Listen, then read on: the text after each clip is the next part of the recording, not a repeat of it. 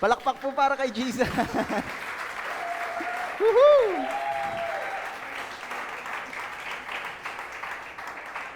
Praise God.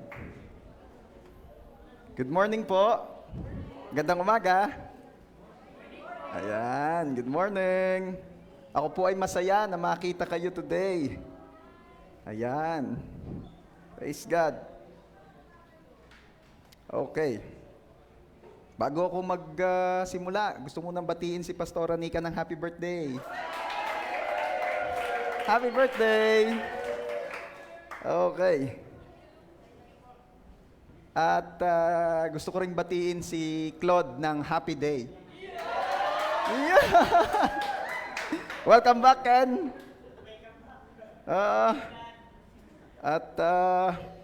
Maganda pala long hair nga talaga. Kaya ako'y nagpaplanong magpagupit next week. Napakabanas. Okay. May mga new friends po tayo. New friends.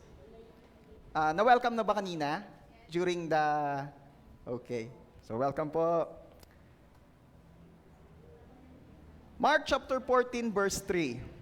Up to the following verses. Basahin po natin.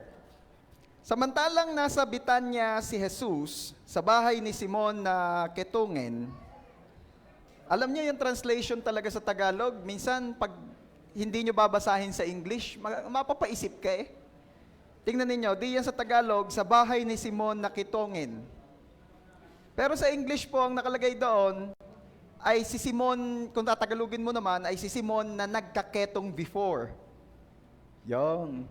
Matatakot ka eh ba? Si Jesus sinapunta doon sa may kitungin eh. Anyway, wala man talaga nakakatakutan si Jesus.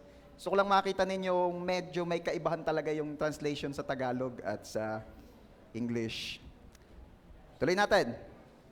Sa bahay ni Simon na Ketungen, habang nakaupo siya sa may hapagkainan, ay dumating ang isang babaeng may dalang sisidlang alabastro na puno ng pabango.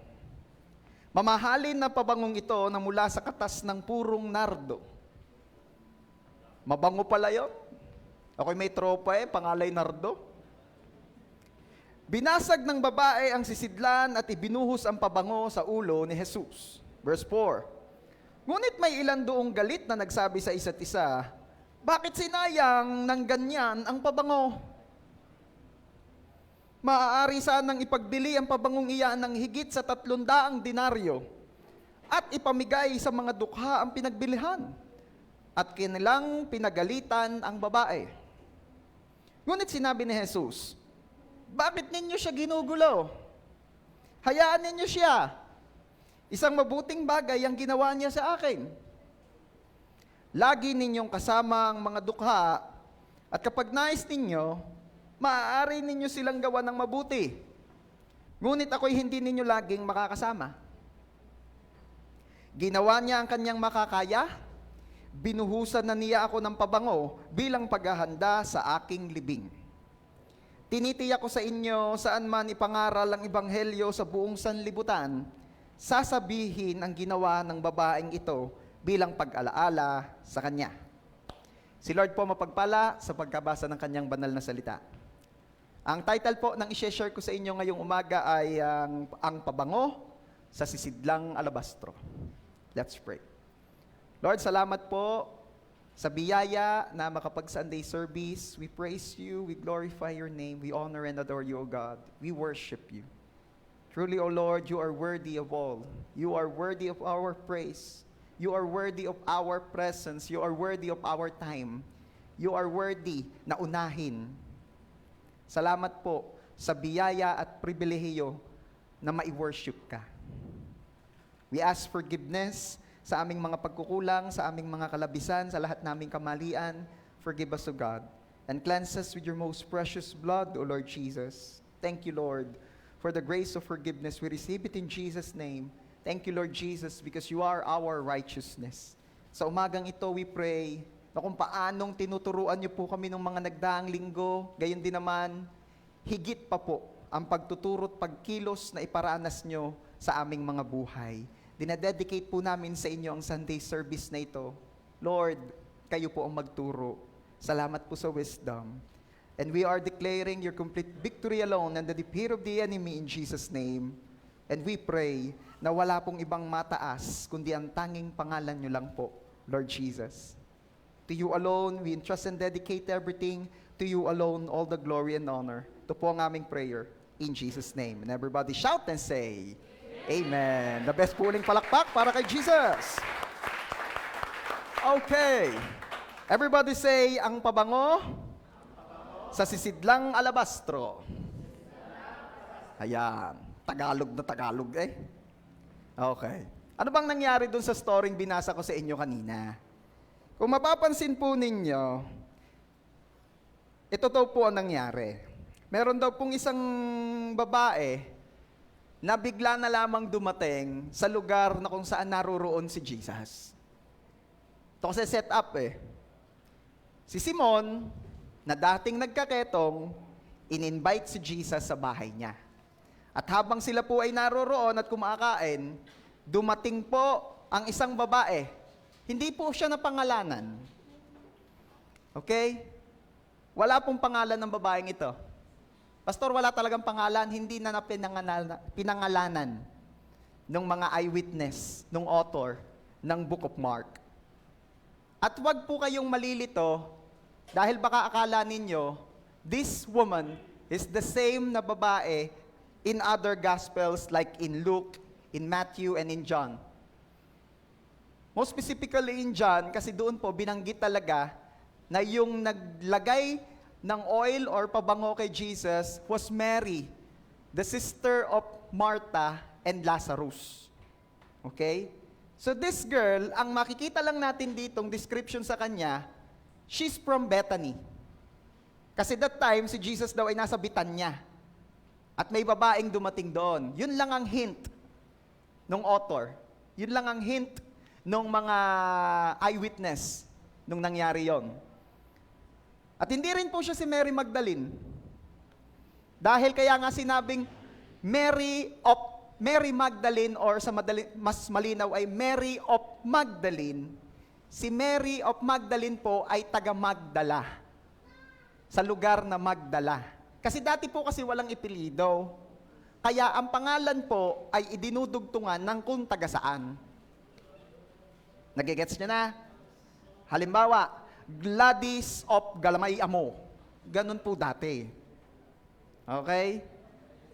Ang mahirap ay pag yung no permanent address. Kaya pag no permanent address, halimbawa si Rikrek NPA. Yung parang gayon.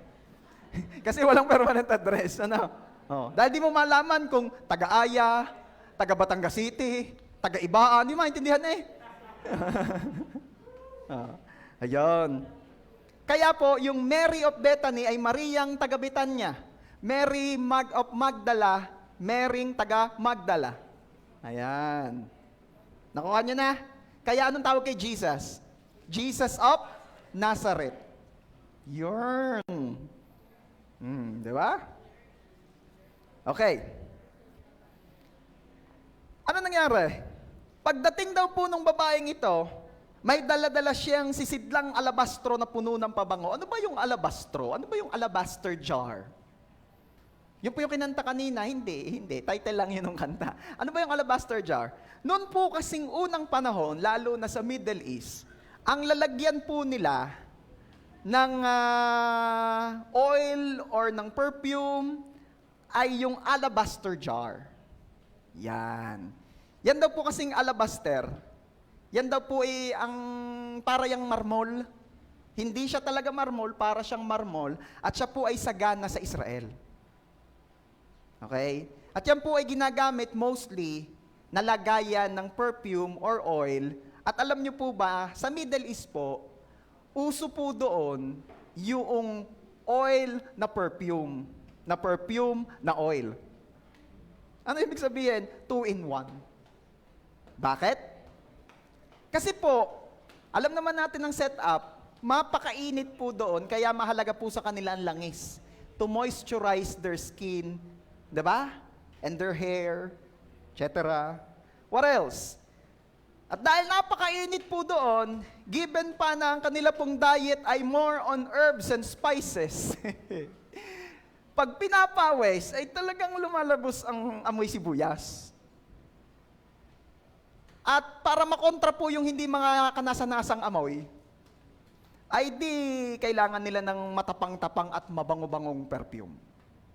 Minsan nga laang po, yung di kagandahang amoy, nahahaluan mo ng magandang amoy, hindi nagiging maganda ang resulta. Pero at least may maganda. Yun lang naman ang punto. Lalong-lalo na po ang mga kababaihan, lalo sa panahon nila. Alam niyo po bang, ito pong magkaroon ka ng pabango, ay isang palatandaan ng iyong kakayanan, ng iyong kayamanan, o sa madaling salita, status symbol po ito. Diba? Yung mga tipong, uy, ano yung phone mo? Ito yung latest ng iPhone, fully paid. Diba? Status symbol po. At alam nyo ba daw, nasabi po doon ng mga historian, kung tayo, ang ating ipinapakita ay phone, ganyan, etc. May mga nakasabi tayong susi dito. Sa kanila po, ang mga kababaihan po, ikinikwintas po nila yung alabaster jar. Nakakwintas po sa kanila yon. Ayan. Pastor, gaano ba kalaki yon? Siyempre, hindi naman kagaya ng mga tapayan ng nanay. Ikikwintas mo nga, gatapayan, ano yun?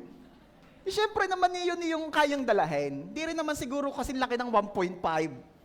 Saktuhan lang, maaaring kagayang kalaki, maaaring kagayan, maaaring mas maliit pa. We don't know. Basta ang alam natin, pwedeng ikwintas. Siyempre, di ka magkikwintas ka ba nung laki-laki? Okay.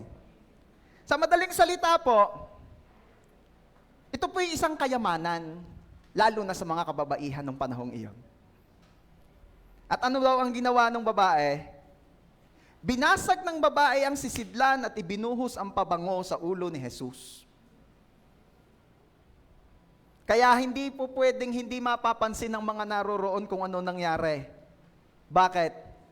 Kasi kaabang-abang kung anong gagawin ng isang individual sa something na very precious sa kanya. Yung tipong pagdating ng babae, ang unang mapapansin ay kung ano yung nakasabit. Wow, may kaya. Yun eh. Kasi makikita mo agad, may nakasabit na alabaster jar. Wow, may kaya. So yun agad ang unang napapansin. Tapos, all of a sudden, biglang binasag. Hindi po yung kagaya ng napapanood nyo sa mga action movie na yung bote binasag na pang. Hindi ganun Baka yun ang ini-imagine ng iba, mahihilig sa action movie. Kumuha ng bote, pinalo kay Jesus. Hindi ganun. Masyado mga brutal Nood kayo ng John Wick Yun binali sigurong ganun. Kasi po sa ibang version, nakita ko, ang tawag nila ay vial. Vial. Ano bang basa doon, mahal? Vial nga. Yung vial. Yung parang sa gamot, yung putol na ganon. Yan. Doon sa hindi alam, basta gayon. Yung vial daw yun. So hindi siya kalakihan talaga. Babasagin siyang ganon, tapos ipu-pour out daw doon sa ulo. Ipinur out niya sa ulo ni Jesus. Okay. Bakit napapansin agad nung marami? Kasi po, very precious nga yun. What else? Yun daw po pala, ay isang lalagyan na kung saan, talagang isinisil niya doon yung amoy. Nakasealed. Yung lagayang yon, yung alabaster jar. At hindi siya pwedeng gamitin paulit-uliting gamitin na kagaya ng mga perfume natin ngayon na spray lang tapos saraduhan mo. Preserve pa rin yung amoy. Yon, one-time use. Sabihin mo nga sa katabi mo, one-time use lang pala yon. Kasi daw, pag binuksan yon, sisingaw na. Sisingaw na yung amoy. Mawawala na yon after, What else? Walang takip na iba. Babasagin talaga. As in, pang-isahan lang gamit yon. Kaya kaabang-abang po kung saan yun gagamitin. Nung time na yon, inaabangan talaga ng mga tao. Halimbawa, nakita niyo si Gwen. May kwintas na ganon, alabaster jar. Wow naman, susyaler. Diba? Aabangan ninyo kung saan niya gagamitin. Sa kanya niya gagamitin yon. Pag nagpakasal, o kaya baka gagamitin niya pagka nagninang sa kasal?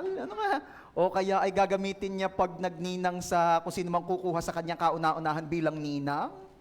ng bata, things like that. Abang-abangan talaga ng mga tao yun.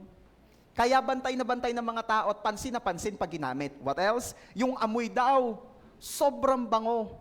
Kasi ang pabango raw pong nakalagay doon sa alabaster jar ni ate, ay, sabi ron, mamahalin ang pabangong ito na mula sa katas ng purong nardo. Yung. So alam nyo na pag mamahalin, di ba? Alam nyo ang amoy ng mamahalin. Alam nyo ang amoy ng Daily Scent. Alam nyo ang amoy ng Lewis and Pearl. Alam nyo rin naman ang amoy ng Dulce Gabbana. Alam nyo rin naman ang amoy ng Bulilay. Alam nyo ang amoy ng Butiki. Ay, iba na pala yun, hindi na pala pabango yun. Okay. Yung mga tipong, ano bang amoy nun, pastor? Ba't pansin na pansin? Anong amoy? Yung mga tipong, pumasok ka ng, ano nga yung SM sa Taguig? Aura. Pagpasok mo ng SM Aura, amoy mayaman. Diba? Hindi yung pagpasok mo sa SM Hypermarket ng Rosario, amoy turon. Oo, kasi turon agad din eh. Pagpasok mo ganun, bunga dahil turon. Amoy turon. Amoy turon na may langka. Ayan. Okay. So ganun ang amoy, ganun ang eksena ha. Inilalatag ko muna sa inyo para pag nagturo na ako, na-i-imagine nyo what's happening. Okay. At dahil sa pangyayaring yon, sabi mo nga sa kapatid mo, sa katabi mo, dahil doon, yan. Dahil doon, may mga nag-react. Ano yung Deliverance Crusade? Hindi. May mga nag-react.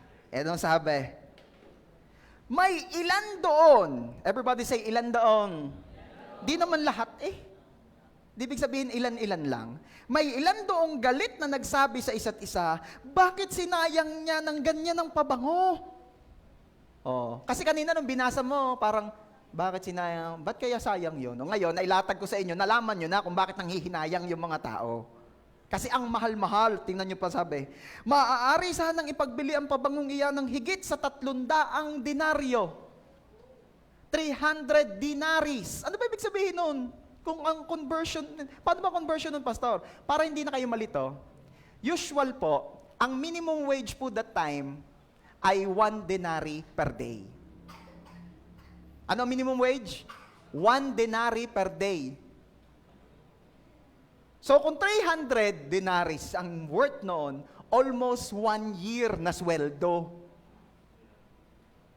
Sabihin mo sa katabi mo, may luck eh. At may damay. Hindi ka? Pag first fruit nga, 1 buwan lang na sweldo, iyak ka na. Lord, 1 buwang sweldo. Eh, aring binigay ng babae ay halos 1 taon.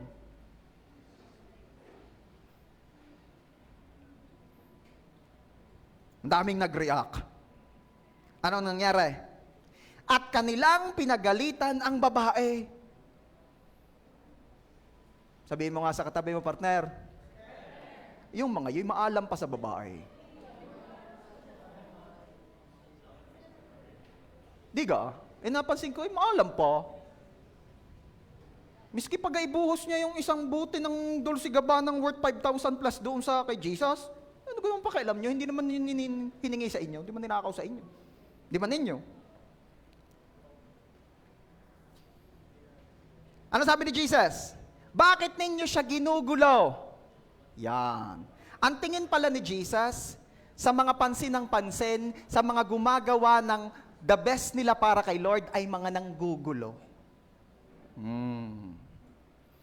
Bakit ninyo siya ginugulo? Hayaan ninyo siya. Isang mabuting bagay ang ginawa niya sa akin. Ayan. At least nailatag ko na sa inyo. And coming from this story, ano pong mga aral lang makukuha natin? Number 1, napakalaking bagay pala talaga at dapat ginagawa natin sa buhay na ito ay hanapin si Jesus. Sabi po sa Mark chapter 14 verse 3, samantalang nasa Bitanya si Jesus, sa bahay ni Simon na ketungin, habang nakaupo siya sa may hapagkainan ay dumating ang isang babaeng may dalang sisidlang alabastro na puno ng pabango. Okay? Hindi po uso ng panahong yon ang anumang social media platform. Kaya hindi mo makikita that time si Jesus na nagpo-post ATM at Simon's dating may ketong's house. Wala kang makikitang ganun, nag-tweet si Jesus at nakalagay, ATM, eating dinner with Simon. Walang ganun. Wala kang makikitang hashtag OTW to Bethany. See you later, Simon the leper. Walang ganon. Ano punto ko? Wala pong hint o idea ang mga tao kung nasasaan si Jesus. Pero how come na itong babaeng ito ay nakapunta sa lugar na kung nasasaan si Jesus? Sabihin niyo sa akin, paano po nalaman ng babae? Hinanap. Sabihin mo nga sa katabi mo, hinanap. Di ba? Ang dami pong hinahanap ng tao sa buhay. Tanungin mo nga yung katabi mo, ikaw anong hinahanap mo? Sa buhay na ito.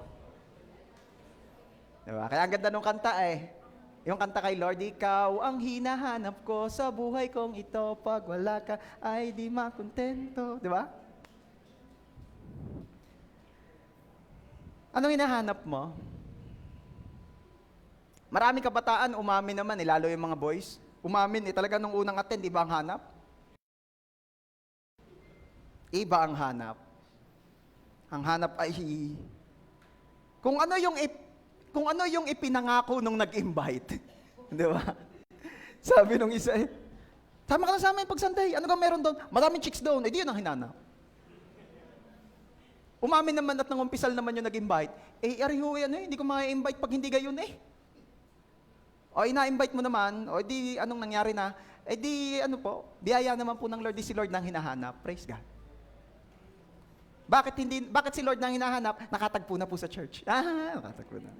Kay Jesus po. Kay Jesus. That's good. Yung iba naman ang sabi ay, kaya daw naka-attend sila nung una, ang sabi raw nung nag-invite ay may pagkain.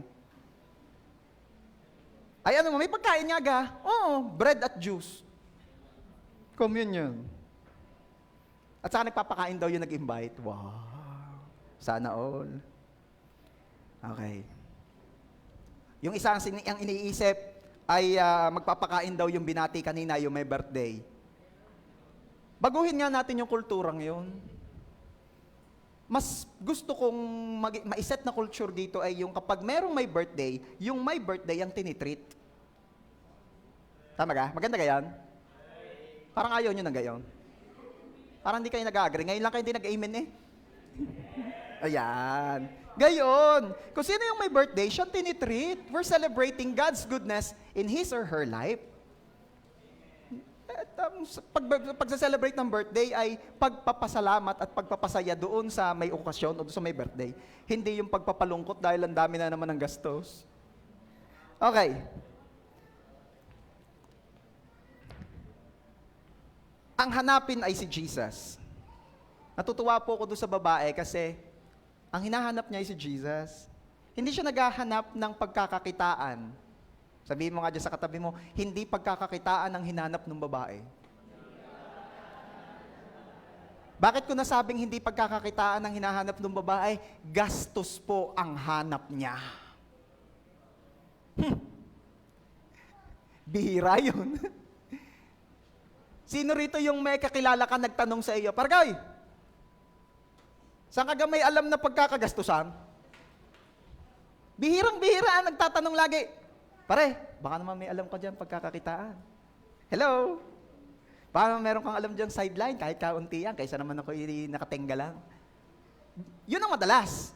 Pero wala ka pa nang sigurong na-encounter na, pare, oy, kamusta? Kakisig dito. Saan galakad mo? Naghahanap akong pagkakagastusan. Ang pagkayabang mo. Di ba? Pero alam nyo ba yung babae, hindi man niya sabihin, pero yun ang hanap niya. Yun ang hangad niya. At syempre, matalino yung babae. Hindi siya naghahanap ng pagkakagastusan na worldly. Hinahanap niya si Jesus kasi kaya daw siya nag-acquire nung alabaster jar na merong perfume ay dahil dun niya gagamitin.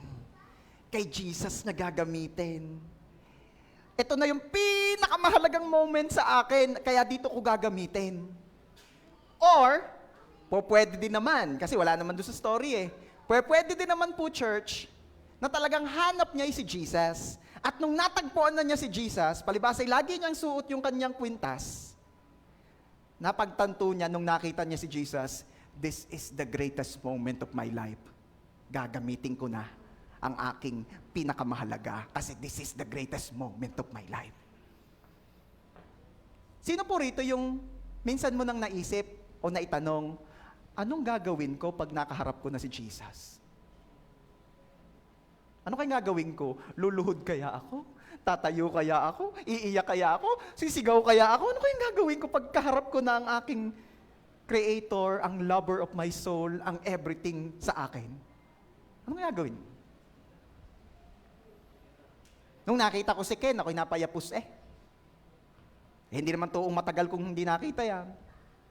Napayapos ako sa tuwa ko, napayapos din naman sa akin. Sabi ko, buti na lang ako nakapagpabango na. Kasi ako po'y pawisin, pinapawis po ako sa biyahe. Lalo pag napasandal, nababasa ang hangin ko. Buti na lang, mabango-bango, hindi naman nakakahiya kay Ken. Okay. What if si Jesus, di ba sabi nga doon sa kanta, I can only imagine, you know that song? Surrounded by your glory, what will my heart feel? Will I dance for you, Jesus? Or in awe of you be still? Sasayawan ba kita, Lord? O matitigilan ako? Pag nakaharap kaya kita, will I sing unto your presence? Or to my knees will I fall? Will I sing hallelujah? Or will I be able to speak at all? Yun ang sabi nung kanta. Ano nga ba? At alam nyo, nagdesisyon yung babae kung ano ang gagawin niya upon seeing Jesus. Ano ang ginawa niya? Ibinigay niya ang the best na meron siya. Kapatid, sino po rito yung biyaya ni Lord ay hinanap mo siya at siya'y natagpuan mo na? Baka iba iniisip ninyo, baka yung iba yung lalo't mga single hindi pa po. Hindi, iba. Si Jesus ang sinasabi ko, ha? Sino po rito yung hinanap mo si Jesus sa buhay mo at siya'y natagpuan mo na? Amen? Ngayong natagpuan mo na si Jesus, are you willing to give the best that you have? Parang wala na nag-amen.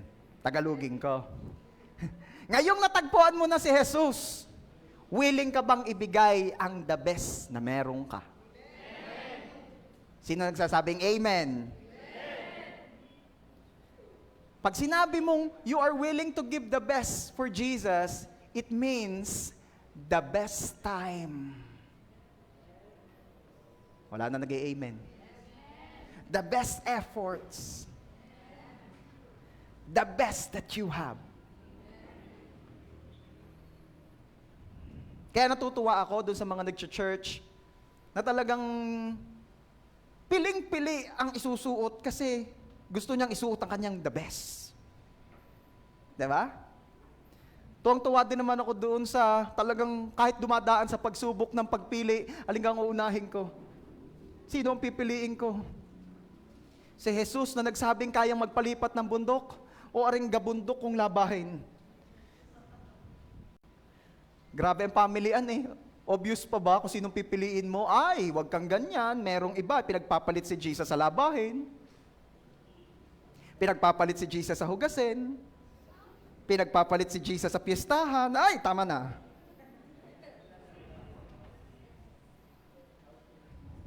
Sabi ng isa, swimming. Wag ganun. Wag kayong ganun. Wag niyong galawin na swimming. Ibang usapan niya. Okay. Anong pangako ng Diyos sa mga humahanap sa Kanya? Matthew chapter 6 verse 33. But seek first His kingdom and His righteousness, and all these things will be given to you as well. Seek, hanapin, nasahin, unahin. At ano daw mangyayari? At idaragdag niya ang lahat niyang pangangailangan. May tendency ang taong unahin ang kanyang pangangailangan. Kailan ko po mauuna talaga si Lord? Pag siya na ang iyong pinakakailangan. Uulitin ko. Ang tendency ng tao, unahin ang kanyang mga pangangailangan. Kailan ko po, pastor, magiging una talaga at laging inuuna si Lord sa buhay ko pag siya na ang iyong pinakakailangan. Kasi as long as meron ka pang ibang higit na kinakailangan compare kay Jesus, hindi mo siya uunahin sa buhay mo. Are you with me? And in Awit chapter 42 verse 1, kung paanong batis ang siyang hanap ng isang usa, gayong hinahanap ang Diyos ng uhaw kong kaluluwa. Wow! Kung gaano daw ang hinahanap ng deer ay ilog na maiinuman, gayon din naman daw hinahanap ng kaluluwa ng psalmist si Lord. Bakit doon i-compare? Alam niyo po bang hindi ganun kadali ang access ng isang deer sa isang tubig? Bakit? Manood kayo ng mga Nat Geo. Yan, makikita ninyo. Na yung deer, nangangain niya ng damo, di ba? So, mahabang oras sa buong maghapon, ini-spend niya po ang kanyang panahon sa kaparangan, malayo sa tubig. So kapag uhaw na siya, wala siyang ibang hanap kundi tubig. Tubig. Tubig. Diba? Sinupurito yung pagkakain mo ng maraming lumi. Anong hanap mo? Tubig. Diba? Anong Coke? Bawas-bawas eh. Ako'y natutuwa sa life group ko eh. Hinayinan kong minsan ng Coke. O ba hindi inubos? Hindi ko malaman kung ayaw na talaga o nahihiya lang. Okay. At ito pa, ang napansin ko sa deer. Ang deer, hindi porket nakakita na ng tubig, susunggab na sa tubig. Bakit? Eh kasi, alam nyo ba, makinig. Kung nasaan ang tubig, nandun ang mga predators. Doon nakatambay ang grupo ng hyenas, doon nakatambay ang mga leon, doon nakatambay ang mga buhaya. Kasi lagi at laging may iinom, kaya laging may nakabantay. Sabihin mo nga sa katabi mo, ang kaaway, lagi sa inuman, nakabantay.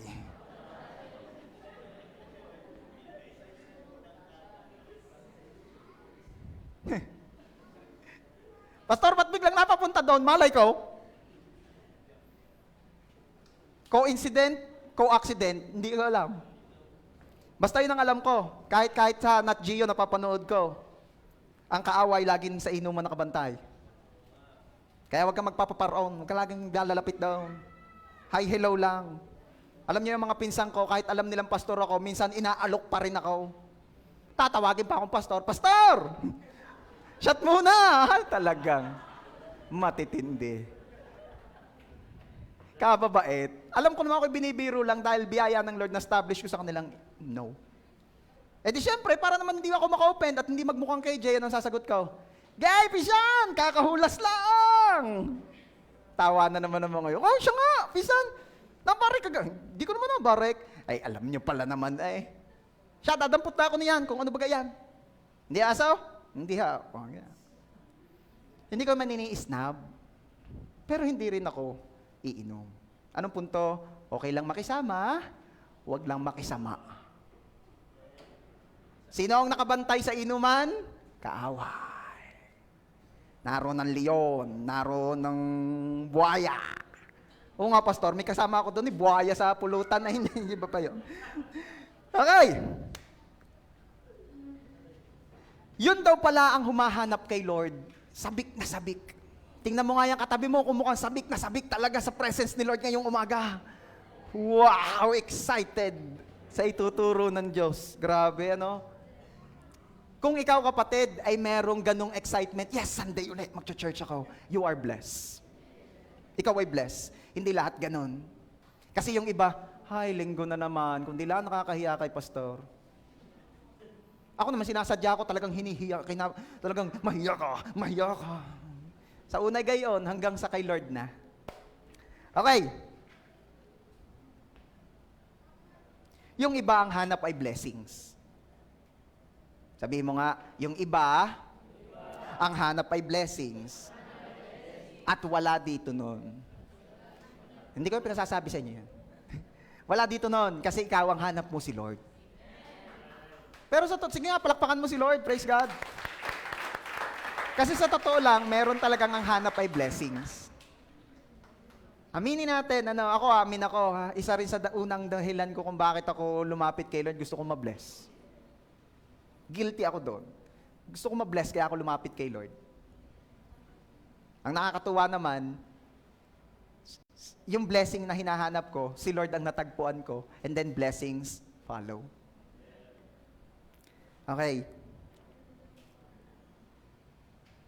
Nung hinuli si Jesus para ilagay sa isang trial na obvious namang walang kalaban-laban si Jesus, si Peter po ay isa sa mga disipulong nagsitakas at nagsitago. And you know the story, si Peter po ay tinanggi si Jesus 3 times. Kaya nung time na yon, bumalik na lang siya sa pangingisda. Bakit kaya sa tingin niyo bumalik si Peter sa pangingisda? Kasi ayaw niya sa malapit sa kaparangan dahil maraming manok doon. At pag tumitilaok ang tandang, naaalala niya ang ginawa niya kay Jesus. Kaya dun siya sa dagat. Meron ba kayong kilalang nag-alaga ng manok sa gitna ng dagat? Wala. And one time, eto na naman ang struggle ni Peter, kagaya nung unang-una, hindi siya makahuli ng isda. Nangingisda siya, may mga kasama siya. Ano ba naman yan? Maghapon, magdamag na tayo ng huhuli. Walang mahuli-huli. And then, may isang lalaki sa may pangpang na sumigaw, "Di yan, sa bandang yan ninyo, ihagis ang inyong lambat." Out of desperation, si Peter ay sumunod at sabi, "Gano'n nga, testing, kaysa wala." At hindi sila magkanghihila ng lambat sa dami ng kanilang huli. Sabi ni Peter, "Parang nangyari na to. Parang deja vu. Nangyari na to nangyari." At tinanaw niya uling ng maigi kung sino yung sumigaw sa pangpang at sabi niya, hindi ako magkakamali, tumalo na sa tubig. At lumangoy na papunta sa pangpang, alam niya kung sino yon. It's Jesus. Grabe, no? At pagdating niya, doon, si Jesus ay nakaluto na ng isda. Ang bilis. Yun ang nakalagay sa Bible. Nakaluto na ng isda at may iniaabot na rin tinapay sa kanya. Parinay, kain tayo, tawag yung mga kasama mo. At si Peter ay hindi nagsasalita. Hindi siya nagsasalita, though alam niya kung sino na yon. Pero sabi sa Bible, hindi daw tinitingnan. Nahihiya. Nahihiya dahil itinanggi. May kasalanan. Kain sila. Alam na alam ni Peter, that time, puro miracle na naman ang ginawa ni Jesus. Itinuro lang kung saan merong isda, ang daming nahuling isda. Kasasabi lang na gayon, split seconds lamang. Pagdating niya, nakaluto na agad ng isda, may tinapay na agad. Ano ko naman yan? Miracle yun. Ang titindi. Sabi ni Peter, si Jesus talaga to. Pero hindi siya nagsasalita, hindi siya nagtatanong kung si Jesus gayon. Alam na niya si Jesus yun. At maya-maya pa'y tinanong na siya ni Jesus, "Peter, do you love me?" Actually, yun ang natatandaan natin. Pero ito talaga ang una niyang tanong kay Peter. John chapter 21 verse 15. Pagkakain nila, tinanong ni Jesus si Simon Pedro, "Simon, anak ni Juan, iniibig mo ba ako ng higit sa mga ito?" O sa English, "Do you love me more than this?" This na T-H-E-S-E, plural. Ano ibig sabihin niya? Tinatanong po ni Jesus kay Peter, kung mahal ba niya talaga si Jesus ng higit kaysa sa mga blessings and miracles na pwedeng gawin, i-perform at iparanas ni Jesus. Diba? Puro miracles Nabuhay mula sa kamatayan si Jesus, nagpahuli na naman ng napakaraming isda, split seconds lamang, meron na agad lutong isda at may tinapay na agad. Miracles, blessings, provision. And then, Jesus is asking Peter, "Peter, do you love me more than these miracles? Do you love me more than these blessings? Do you love me more than what I can give to you? At yan din po ang itinatanong ng Diyos sa ating lahat ngayong umaga. Do you love me more than this? Mahal mo ba ako dahil sa blessings na kaya kong ibigay sa iyo? Hinahanap mo ba ako dahil kaya kitang pagpalain? Hinahanap mo ba ako dahil kaya kitang i-promote? Hinahanap mo ba ako dahil kaya kitang pasaganahin? O hinahanap mo ako dahil gusto mo lang talaga ay ako? Alam niyo yung babae, ang hinanap niya ay si Jesus. Not the blessings, hindi pagkakakitaan. Actually, gastos ang hanap niya. Kasi gusto niyang ibigay ang the best kay Jesus. Matthew 6:24, walang aliping makapaglilingkod sa dalawang Panginoon, sapagkat kapupuotan niya ang isa at iibigin ng ikalawa. Paglilingkuran ng tapat ang isa at hahamakin ang ikalawa. Hindi ninyo maaaring paglingkuran ng pareho ang Diyos at ang kayamanan. Warning na po talaga ito ni Jesus noon pa sa ating lahat. Hindi mo pwedeng sabay hanapin si Jesus at ang kayamanan. At wag laging kayamanan ang hanapin. Sabihin mo nga, wag laging kayamanan ang hanapin. Sino rito yung mga na may kilala o baka ikaw mismo nag-invest sa paghahanap ng kayamanan? Mga tipong, ay, yung aking ama ay nanaginip. Ay, kinausap siya nung kanyang lulo daw noon na yun ni dating kapili. Ay, alam daw kung saan itinago ang mga ginto ng Hapon. Doon daw, sa may Dolores. Ay, tayo maghuhukay doon. Ay mag-i-invest ka, gusto mo mag-invest dahil siyempre kailangan ng mga panggas doon, paparoon, yung mga gagamitin sa paghukay, yung iuupa sa mga maghukay, ikaw ay mag-invest, malaki ang balik nito. Ginto ng mga Hapon, yung mga kayamanan na Yamashita. Yeah. Wag laging kayamanan ang hanapin ha, baka ikipatol na patol pa sa gayaw. Ay meron doon sa amin sinaniban daw ng kung sino bagang santong sumanay. Tapos ang sabi, maghukay daw doon sa likod at may kayamanan daw doon. Sa lalim na ng nahukay. Ay di pila na, alam niyo yung pila? Pila na ang nahuhukay, yung madilaw-dilaw na. Sabi, malapit na, naggiginto na. Ay pala'y pila. Ay, nako. Ano nangyari, Pastor? Wala rin. Ibinalik din lang yung hinukay at nagkaulanan ay nagtutubig. Wala. Huwag laging kayamanan ng hanap.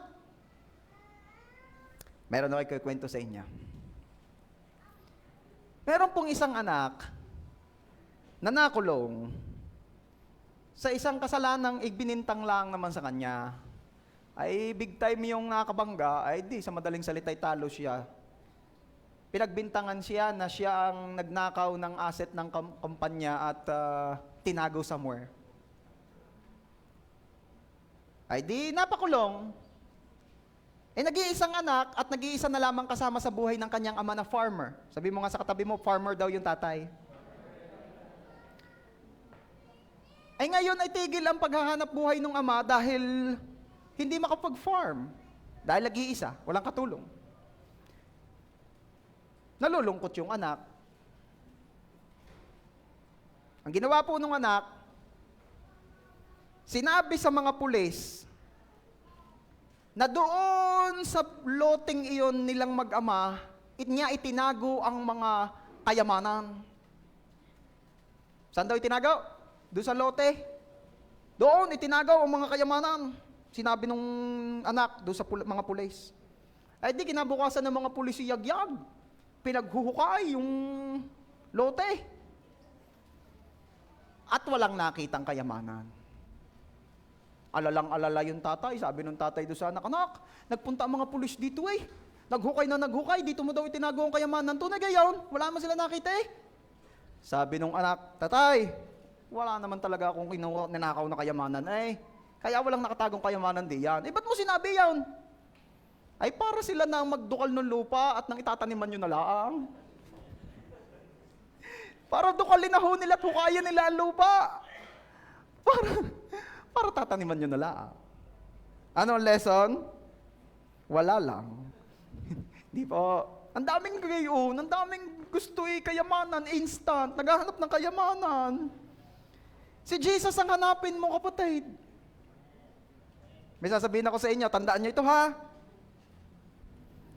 Si Jesus ang hanapin at hahanapin ka ng pira. Wala kayo. Si Jesus ang hanapin sa buhay na ito, pera na ang hahanap sa iyo. Kasi, pag pera ang hinanap mo, hahanapin ka ni Jesus. Pagka yung tao, laging pera ang hinahanap, excuse po, hinahanap din ni Jesus. Ano ibig sabihin? Siyempre, pag pera lagi ang hanap, di pa wala-wala yan sa church, hinahanap ni Jesus, nasaan na naman kaya ang anak ko? Wala na naman din eh. So kapag si Jesus ang hinanap, ang pera ang hahanap sa iyo. Confident ako, bakit? Ang sabi ni Lord, silver and gold are mine. At ang sabi rin ni Lord, I will command the riches of the wicked to go to my people. Di ba? Kaya hayaan mong yung mga mayayaman na wala nang ibang ginawa sa buhay kundi magpayaman. Ang magpayaman dahil sa bandang huli, ibibigay daw ni Lord ang mga kayamanan nila sa mga anak niya. Yo. Kaya kayo, sige lang, focus tayo kay Lord at sa pinagagawa ni Lord. Pastor, nakakaingit po yung mga yun nagpayaman. Hayaan mo sila magpayaman, ibibigay ni Lord yung mga yaman nila sa atin. Pero syempre, hindi naman doon ang focus ha.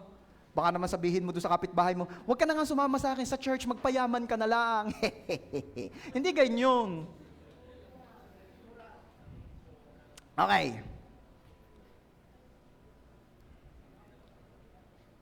Sabihin mo nga uli, si Jesus ang hanapin. At hahanapin ako ng pera.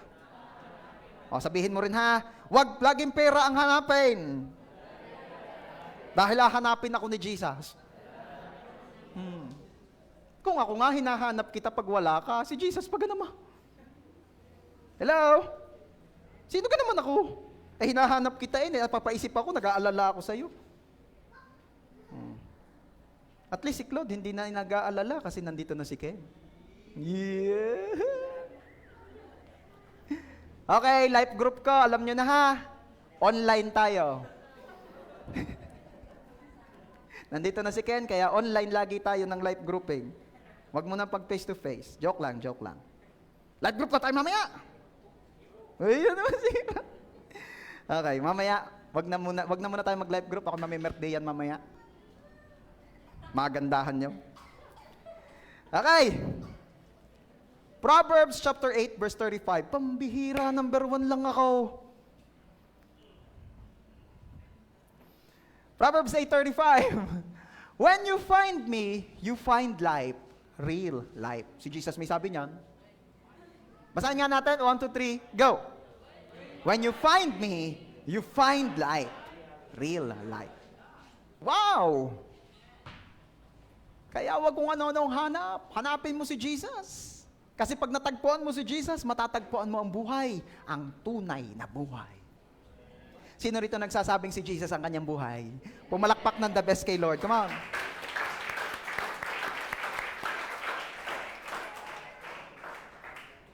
Paano ga ito?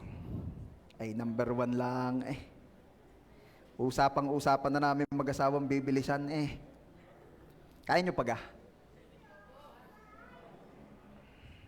Pag-aaralan ko nga muna ito. Sige. Number 2. May 10 minutes pa ako. Tig 5 minutes. Kaya yan. Number 2. Bilisi! Ibuhos ang lahat kay Jesus. No. Number 3. Mark chapter 14 verse 3. Samantalang nasa Betanya si Jesus, sa bahay ni Simon na kitongin, habang nakaupo siya sa may hapagkainan, ay dumating ang isang babaeng, alam niyo na, nabasa ko na yung kanina. Binasag. Everybody say, binasag. Binasag ng babae ang sisidlan at ibinuhos ang pabango sa ulo ni Jesus. Once again, everybody say, binasag. Binasag. Bakit kaya binasag? Kasi nga, sabi ko kanina sa inyo kanina, no, wala namang other way para magamit yon kundi basagin. What else? Pwede naman kung nangihinayang ay butasin lang ng kaunti. O pwede naman bingawan lang, bingutan ng kaunti. At patakan at di, may masilya naman. Di ka, stickwell o kung ano man. Siksikan mo ng bubble gum.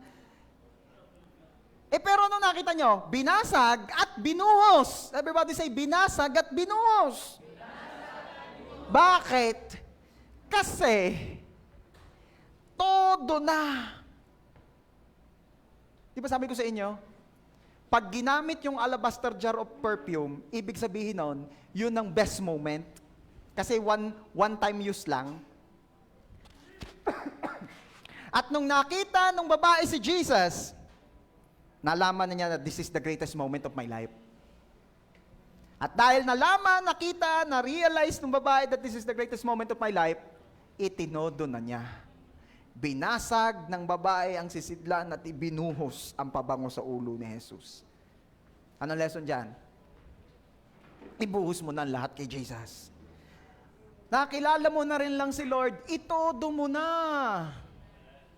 Nakilala mo na rin lang si Lord, itodo mo na. Huwag nang paminsan-minsan na lang. Huwag pa konti-konti. Huwag yung mga parang kanta nung aking kakilalang, paminsan-minsan. Come on! Sino po rito nagsasabing, si Jesus ang kailangan talaga ng tao sa buhay?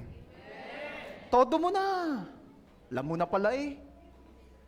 Hello? Sino naniniwala na si Jesus ang provider mo? Sinong naniniwala na si Jesus ang pinakakailangan mo sa buhay? Itodo mo na. Todohin na. Huwag nang lagi paunti-unti pa eh. Huwag mo nang tipidin. Pag mamahalin ang pabango mo, kapatid, ano ginagawa mo? Konti-konti. Pag magnininong lang sa kasal. Di ba? Yung ako'y nabigyan ng aking asawa ng gayang kalaking Dulce Gabbana, talagang sabi ko, ako'y tulalay, sa mahal naman. Kaya nung una laging pagka magnininong lang sa kasal, ko ginagamit, yung pag mga magandahang okasyon. Sabi ng aking asawa, ikaw kaya wag kang lang tinitipid, alay, di tuwing linggo'y ginagamit ko. Maggagayaan man ako may bango-bango naman. Amoy mahal ng asawa. Yeah. Okay. Pero ito tendency natin, pag mamahalin, tinitipid-tipid. Di ba? Naalala ko nung bata po ako Paborito ko po kasi yung Chips Ahoy. Hindi ako nagpaparinig ha, kinikwento ko lang. Nasa sa inyo. Si James tawa ng tawa. Kasi inaalok ako lagi nung leadership camp ng Skyflakes. Sabi ko, lagi na ngayang ng kinakain naming mag-aama. Wala ka Chips Ahoy. Ay di sabi, sige po pastor, bibili ko po kayo. Ay nung handa nang bumili ng Chips Ahoy, nung sumunod na araw, ang hanap ko na Hello Panda. Sabi James, pastor, mahal na yun. Okay, anyway. Yung Chips Ahoy, yun, tinitipid-tipid ko Pag ako bubuksan, nakakain ng isa, iipitan, tago sa ref. Ano? Kasi mahal, kasi masarap. Okay? Alam nyo, ito po ang dahilan kung bakit may mga Kristiyanong tinitipid-tipid din nila ang pagkukumit ng buhay kay Lord. Kasi ang buhay daw nila ay mahal. Kasi daw ang buhay sa mundong ito'y masarap. Kaya Lord, kaunti-kaunti lang, tipid-tipid lang Lord, ayoko mag-commit muna. Konti lang Lord, mag-life group, naku, buhusan ng buhay yan. Tataniman ko na lang yung life group leader. Ayoko muna mag-commit dyan, every Sunday ako a-attend. Naku, parang hindi ata kain ng schedule. Kaya pag gano'n na lang, pag maluwag na maluwag po, pag naibigan ko. Ibuhos mo na! Itodo mo na! Convince ka ba na si Lord talaga ang kailangan mo sa buhay? Itodo mo na!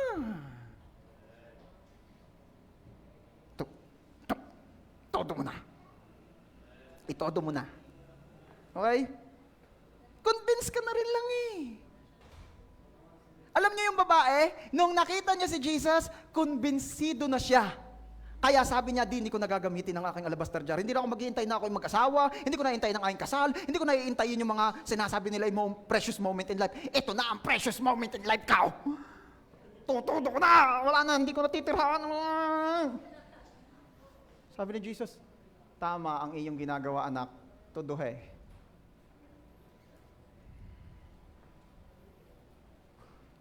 Bakit binasag? Kasi todo na, kasi wala nang balikan.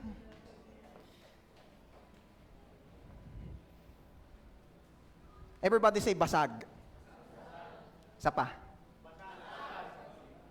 Alam mo ba na ang gusto ni Lord ay yung pag inoffer mo ang sarili mo ay yung basag? Ano ba ibig sabihin ng basag? Aray, kagaya nga aray. Basag na, wala nang balikan, todo. Yan ang gusto ni Lord. Walang reservation. Hindi yung, sige, ako'y mag-church, ako'y born again ngayong linggo, tapos ay Monday to Saturday, ay di doon na ulit ako sa kabila. Ano ka, part-timer? Ang masakit pa nito, mas mahaba pa ang oras mo doon sa kabila, tapos part-time ka lang kay Lord. Alam mo ba yung mga part-timer, walang benefits? Huwag ka nang magtakang di ka nabe-bless na kagaya ng blessing ng iba. Kasi baka part-time Christian ka. Sabi mo nga dyan sa katabi mo, partner, full-time Christian ka ba? Kasi ang mga part-timer, walang benefits. Walang SSS, walang pag-ibig, baka kaya hanggang ngayon single ka pa.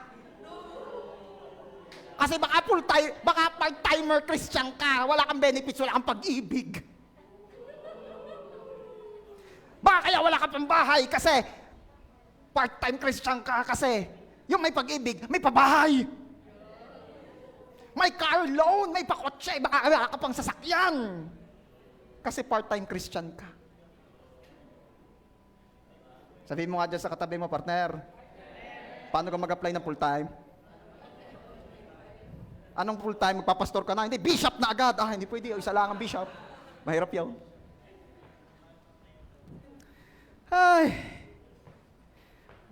kasarap. Kita niyo yung isang storyng ito. Grabe ang aral ng Lord sa atin. Palapakan nga natin si Lord.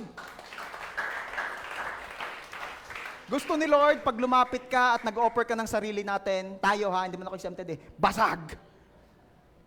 Psalm 51:17. The sacrifice God desire is a broken spirit. God will not reject a broken and repentant heart. Pinapalitan ko na eh, para mas malinaw, ginagawa kong nang yung you ay God. May isang offering pa lang hindi kayang tanggihan si Lord. At anong offering yon? Yung offering ng basag na puso, basag na buhay para kay Lord. May offering pa lang natatanggihan si Lord. Oo, ang example yung kay Cain. Kasi hindi the best. Kasi hindi all out, tinanggihan ni Lord. Yung kay Abel, tinanggap kasi the best, all out.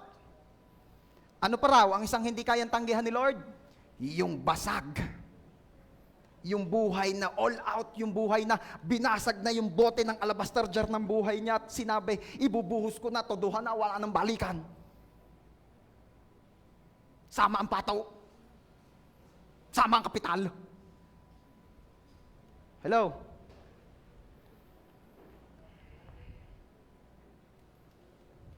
Ang kailangan ay pag humarap ka kay Lord, sigurado ka nang babasagin mo na ang lahat.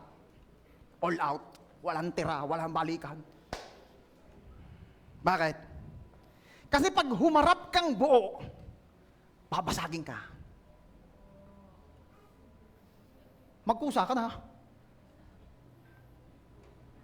Pag humarap kang basag, bubuuin ka.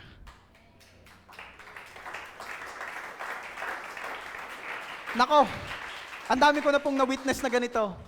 Nung humarap kay Lord, basag. Lumapit kay Lord, basag. At ang nawi-witness ko, ako ay witness mismo sa buhay nila, binubuo sila ni Lord. Pinopromote, ini-increase. Grabe.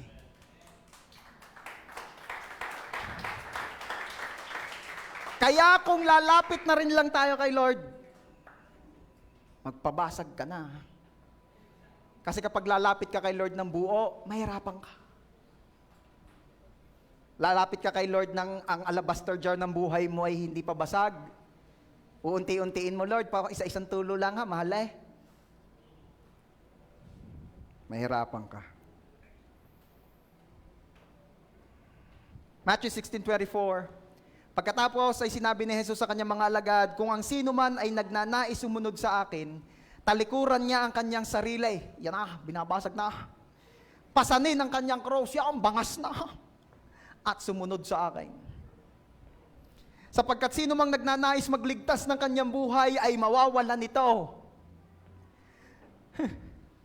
Ngunit, ang sino mang mawalan ng kanyang buhay alang-alang sa akin ay kanyang matatagpuan ito. Ito ko lang na rin itong napapagtanto ito, sinasabi ni Lord na ito eh. Yung toong iniingatan daw ang sarili, laging mayroon pang self-preservation, ayaw ito doon buhay kay Lord, siya pang lalong nawawalaan. At kung sino daw naman yung willing mawala ng buhay, willing i-all out ang lahat para kay Lord, ang siya namang nakakatagpo ng buhay. Sapagkat ano ang magiging pakinabang ng tao kung makamtan niya ang buong daigdig, subalit buhay naman niya ang kapalit? O ano ang maiibigay ng tao kapalit ng kanyang buhay? Yan pala magkakasamang mga verses na yan.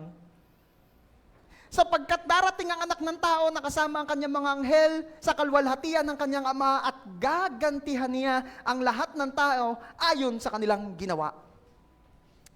Tinitiyak ko sa inyo, may ilan sa nakatayo rito na hindi na makakalasap ng kamatayan hanggang sa makita nila ang anak ng tao na dumarating na naghahari sa kanyang kaharian. Ito po yung verse 28 pong ito. Ito isa sa mga supporting verses ng rapture. Everybody say rapture. Ano ba yung rapture? Yung pagdating o pagbalik ng Panginoon ay yung kanyang mga anak, yung mga born again Christians, yung mga tumanggap ng totohanan kay Lord, ay kukuhanin na. Hindi ka na makakaranas ng kamatayan. Kung luluobin ng Panginoon na sa pagbabalik niya ay buhay pa tayo. Kukunin yun daw yung bigla na lamang kausap mo, katabi mo, biglang paglingon mo ngayon, wala na. Ba? Nasaan yun? Pagka gayon, malungkot ka na, naiwan ka. Sabi mo nga dyan sa katabi mo, gusto mo kang maiwan? Ano yung sinagot? Ano sagot? Ayaw daw, ayaw maiwan, ayaw maiwan. Sasama ka ga? Oh, sasama ka? Ala, hindi na muna at kami may swimming.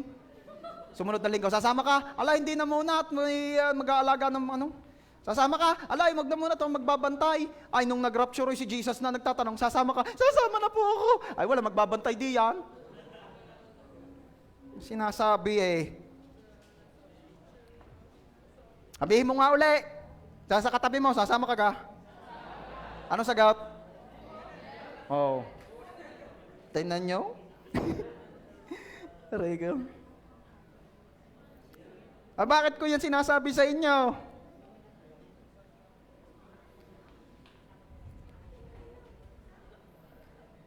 Gusto ko lamang ipakita sa inyo, church, na kung convince ka, nasasama ka na rin lang naman kay Lord, tuduhin na. Parang nung mga sinauna, nung nagyayaya na ng pagtatanan sabi nung lalaki doon sa babae, sigurado ka na talaga sa akin? Oo, sigurado na ako sa iyo.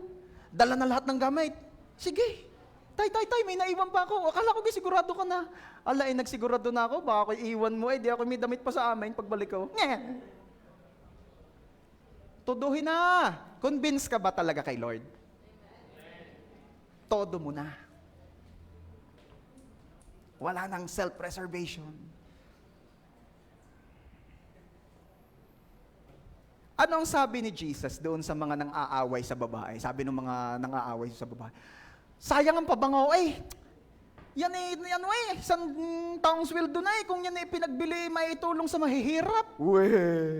Itulong sa mahihirap. Yan sabi doon sa Bible mga disciple daw nagsasabi doon ay di si Judas naroroon. Ka naman ni Judas sayang, kung yan pinagbili, tapos ibinigay sa amin yung pira, di ako may makukupit pa. Nangungupit kasi si Judas. Kaya yung mga anak dyan ha, na nangungupit sa magulang ha, I rebuke the spirit of Judas in you. Seryoso yun, di ako nagpapatawa. Yung mga nangungupit sa asawa ha, I rebuke the spirit of Judas in you. You are not allowed sa buhay ng taong yan, in Jesus' name. Mga hindi nagbabayad ng pamasahe, labas! Mga presentadong magbantay ng tindahan pero nangungupit pala, labas! Yan. Ayan, natatawag na si Duterte. Ay, hindi si Duterte. Okay, tuloy natin. Ano ang sabi ni Jesus? Anong nasayang? Anong nasayang? Hindi sayang. Sabi ni Jesus. Mark 14:7. Labasin, bilis, bilis. Lagi ninyong kasama ang mga dukha. Kasi sabi raw, iko'y pinagbili, binigay sa dukha. Ano sabi ni Jesus? Lagi ninyong kasama ang mga dukha. At kapag nais ninyo, maaari ninyo silang gawa ng mabuti. Ngunit ako hindi nyo laging makakasama. Sabi ni Jesus, isip-tisip din naman. Paano masasayang yan? Eh, yung mahihirap, pwede nyo naman tulungan anytime. Lagi naririyan ng mahihirap, di mo na uubos yan. Ay ako hindi nyo laging kasama. Darating ang time na pag pinag-usapan ng mga pangyayaring ito'y maiinggit na lamang sila sa inyo dahil kayo have the chance na makasama ako. Have the chance na directly mag-offer ng something special. Samantalang sila, wala, hindi. Presence na lang ko ang mararanasan nila by their time. Anong sayang? Walang sayang. Di ba pag nakikipag-date ka sa asawa mo o sa girlfriend mo, sasabihin naman nung iyong ka-date, ala ka, mahal naman din eh, sayang. Ano sasabihin mo? Walang sayang. Dahil ito ginagawa ko para sa iyo. Anong sayang? Di ba? Yung pag binigyan mo ng flowers, ala ka, mahal-mahal na rin, kakayamot ka naman eh. Bakit? Kasayang naman eh, kung ibinili mo na lang ng magugulay, di gulayin mo yan. Ibinili mo ng mauulam, di ulamin natin. Ba't kayo ibang bansa nangangain ng rose petals? Nakakain ako ng kending gayon, rose petals. Huwag nyo nang atimin, lasang pabangaw. Walang sayang. Yun ang sinasabi ni Jesus eh. Walang sayang. Okay. Sinabi ni Jesus, di nyo ako laging makakasama na gaya nito dahil babalik ako sa langit. Yun ang gusto niyan sabihin eh. Mamamatay ako. Mamamatay ako. Tapos pagkabuhay kong muli, babalik na ako sa heaven. Di nyo na ako laging makakasama. Kaya lahat ng ginagawa nyo ngayon na hindi sayang. Yun ang sabi ni Jesus. Yun ang ibig sabihin niya dyan. Pero ano pang lesson na makukuha natin dyan? Church, gusto ko malaman ninyo, no? Na hindi laging may pagkakataon to do something good for God. Hindi laging may opportunity to show your love to God. Hindi lagi. So whenever there is an opportunity to show love, to show care, to show kung sino ang priority mo sa buhay, then do it. Hindi laging may opportunity. Alam niyo mga example niyan, hindi laging Sunday. Bukas ba Sunday uli? Ha? Bukas Sunday uli? Bukas ay? O baka naman sa susunod na araw, baka Sunday uli, after ng Monday, Sunday uli. Bawi na lang tayo doon. It's not always Sunday. Come on. So whenever there is an opportunity to show something, to show your love, to do something good for God, then do it. Ewan ko kung tama ako, pero yun ang naririnig ko, seize the moment.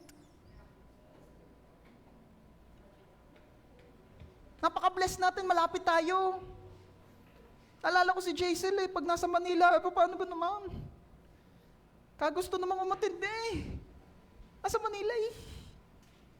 Oh, kaya pag naririto, matik naririto. Diba? Praise God. Palakpakan natin si Lord sa buhay ni Jaisel. Mga boys, sorry, taken na yan. Pag gusto nyo makakita ng mga beautiful faces, yung life group ni Pasnix, yung life group ni Darlene, yan ang mga magaganda, di ba? Di ba? Si Gloopy, ayaw pang tumingin dito. Okay. Ayan, si Leia, life group din ni Darlene yan. Yan, magaganda. Pag gusto nyo ng mga pogi, yung life group, hindi. Life group ni Ken. Di ba James? Sino? Joseph? Talaga naman. Ang susunod po nating topic ay humility. Hindi laging may pagkakataon to do something for God. Hindi laging Sunday. Hindi laging may life group. Sayang. Hindi laging may life group. Kaya pag do it. Do our best. Okay. Ano sabi pa ni Jesus in verse 8? Ginawa niya ang kanyang makakaya. Everybody say, ginawa niya ang kanyang makakaya.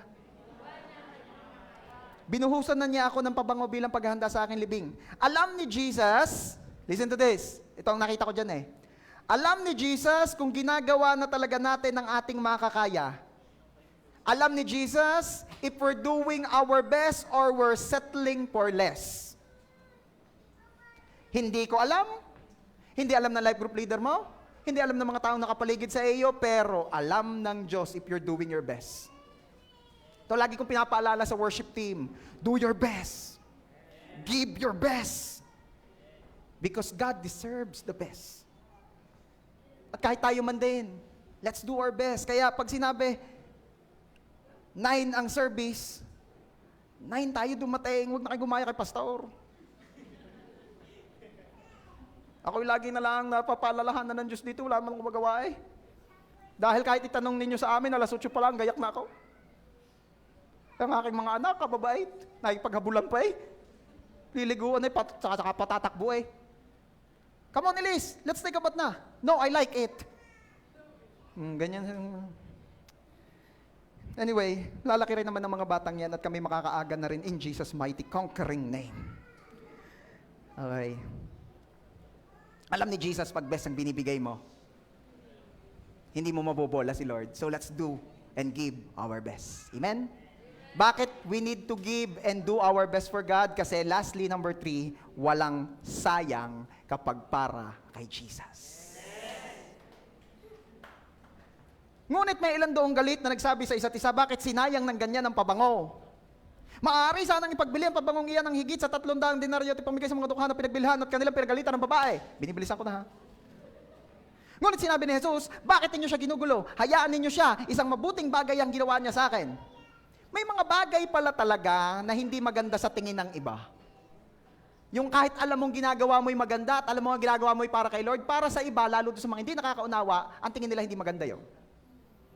Sino naka-encounter dito nang nasabihan ka na dahil sa pag-church mo?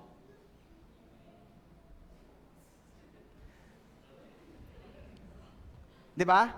Uy, ano ginagawa mo? Ikaw, nag-aaksaya ka ng oras diyan, nag-aaksaya ka ng pira diyan. Hindi nila naunawan eh. Ano kaya mga kadahilanan? Bakit ganon? Hindi nila ginagawa. Yung tipong pag-praise and worship, meron di yung, kung mag-worship, talagang bigay na bigay, tapos naghihiga pa dyan, nag-iiyak pa. Tingnan nyo, tinatawanan niya. Ano sasabihin ninyo? Gori, di na nahiya eh. May sasabihin ako sa inyo, hindi talaga siya nahihiya sa inyo. Dahil hindi naman siya pumunta para sa inyo.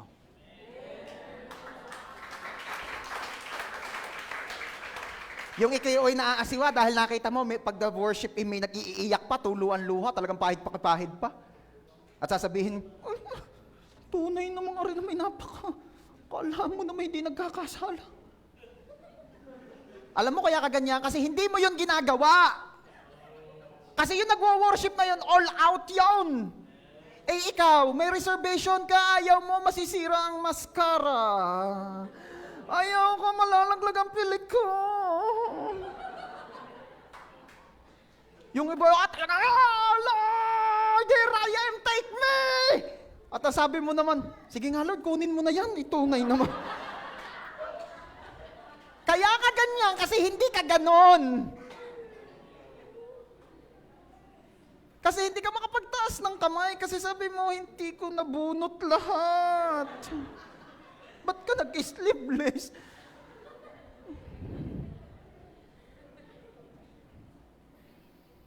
Tapos magagalit ka sa asawa mo, sasabihin mo, kaya nang itim ang kilikili ko kasi binuntis mo ako. Magagalit ka sa anak mo, gawa mo, kung pinagbuntis kita, sinipsip mo lahat ng kagandahan ko. Kaya pati batok ko, hindi malaman kung choco na batok o batok na choco. Okay. Bakit pa gayon? Bukod sa hindi nila ginagawa, hindi nakasanayan. Pwede ba walang pakialaman ha? Pag mamaya, pagbaba ng Holy Spirit, actually, He's here naman kanina pa. Siya nagtuturo sa ating lahat. At merong na-touch dyan ng Holy Spirit, at merong nag-iiyak, merong lumuhod. Huwag mong pakialaman ha? Hindi siya pumunta dito para sa iyo, at hindi ka rin pumunta para sa Kanya. Pag may rami kang napapansin during Sunday service, ibang ipinunta mo. Pero kapag wala ka nang napansin, na talaga bumagsak pala, hindi ko na napansin, talaga focus kay Lord. At ano pa? Hindi nila ginagawa, hindi nakasanayan, ayaw. Walang sayang kay Lord. Walang sayang basta para kay Lord. Basahin muli yung verse. Ngunit sinabi ni Jesus, bakit ninyo siya ginugulo? Hayaan nyo siya. Isang mabuting bagay ang ginawa niya sa akin. Everybody say, mabuting bagay ang ginawa niya sa akin. May iiwan po ako sa inyo. Lahat ng bagay na ginagawa natin para kay Jesus, sa paraang gusto ni Jesus, ay isang mabuting bagay. Wala nang pag-uusapan. Wala ka nang kailangan ipaliwanag sa mga taong hindi nakakaunawa nito. Basta ginagawa mo ay para kay Lord at ginagawa mo sa paraang gusto ni Lord, yun ay mabuting bagay. Period. Wala nang kailangan pag-usapan, wala nang kailangan paliwanag. Kaya pag may nagtatanong sa iyo, ano kang ginagawa mo? Pilakain yung mga batang yan, di mo naman yung kano-ano. Tapos sinesharean mo ba habang-haba ng oras na sinasabi mo riyan? Inuubos mo ang iyong oras at pirat lakas diyan? Anong mapapala mo riyan? Sa isip mo na lamang sabi mo, ito isang mabuting bagay.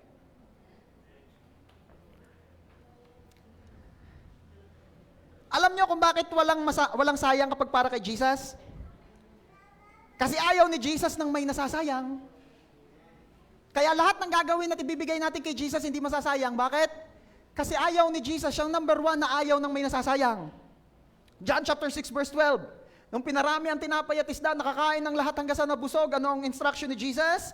Nang makakain na ang mga tao, sinabi ni Jesus sa mga alagad, ipunin ninyo ang lumabis ng hindi masayang. You see?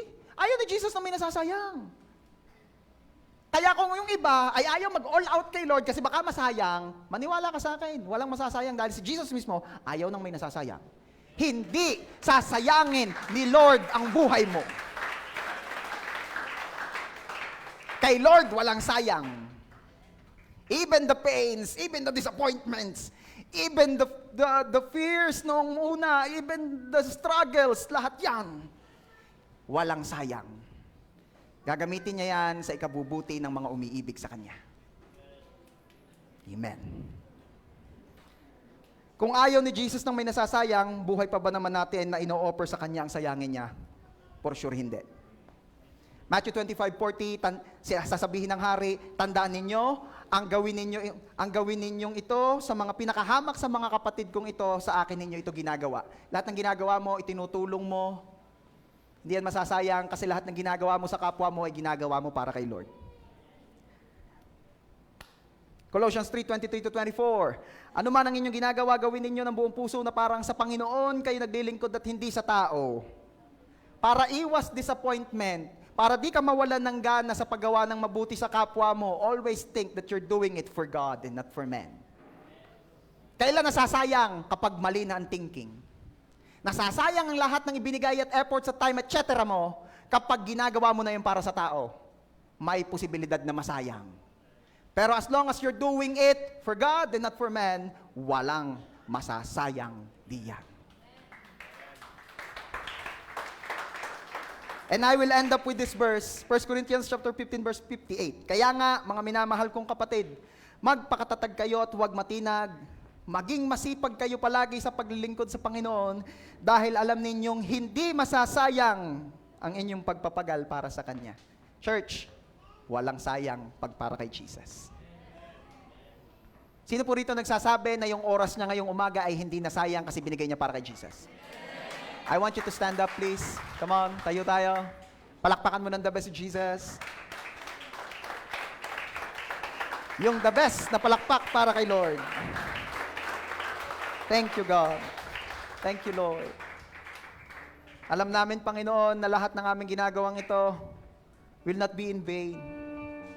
Alam namin, Lord, na lahat ng aming ginagawang ito ay hindi masasayang kasi walang sayang sa iyo. Hindi kami manghihinayang, miski pa kami maggas ng 1,000 balikan. Hindi kami manghihinayang, miski pa sana may kliyente kami. Hindi kami manghihinayang, miski pa sana ay marami kaming benta ngayon kung kami nagbukas ng tindahan. Hindi kami manghihinayang kung sana mas marami akong online orders kung ako ay nag-online service na lang. Walang sayang pagpara sa iyo, Lord. Oh, we pray. Biyayaan niyo po kaming lahat na kagaya ng babaeng tagabitan niya. Nabasagin na namin ang aming mga alabaster jar ng buhay. Basagin at ibuhos sa iyo.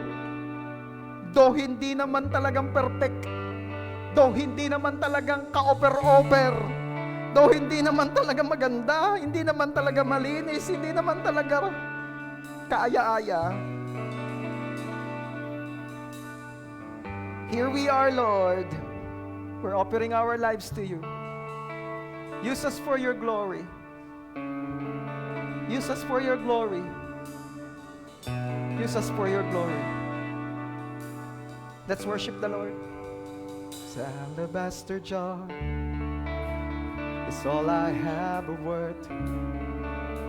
I break it at your feet, Lord. It's less than you deserve. You're far more beautiful, more precious than the oil. The sum of my desires and the fullness of my joy. Like you spill your blood, I spill my heart as an offering to my King. Here I am, take me as an offering.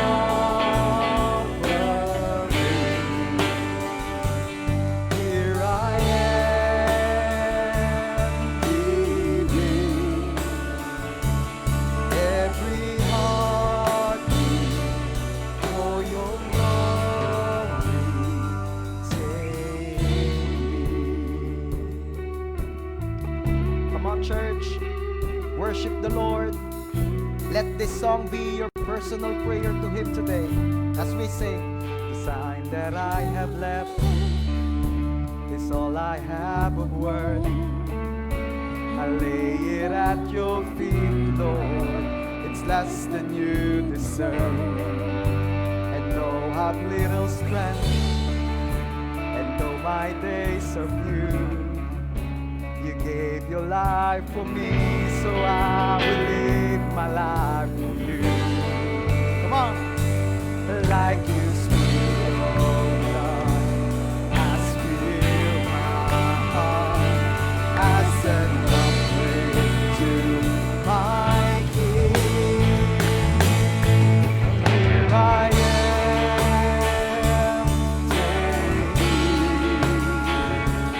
as an offering.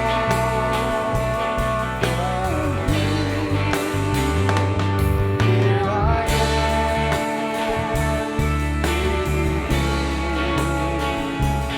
every heartbeat for your love. Let the people of God sing. Here I am, as an offering. Come on, everyone, tell it to God right now. Giving every heartbeat for your glory. For the last time, here I am, take me. This is our prayer, Lord, as an offering. Ito po ang aming dalangin, Ama. Here I am, giving every heartbeat for your glory.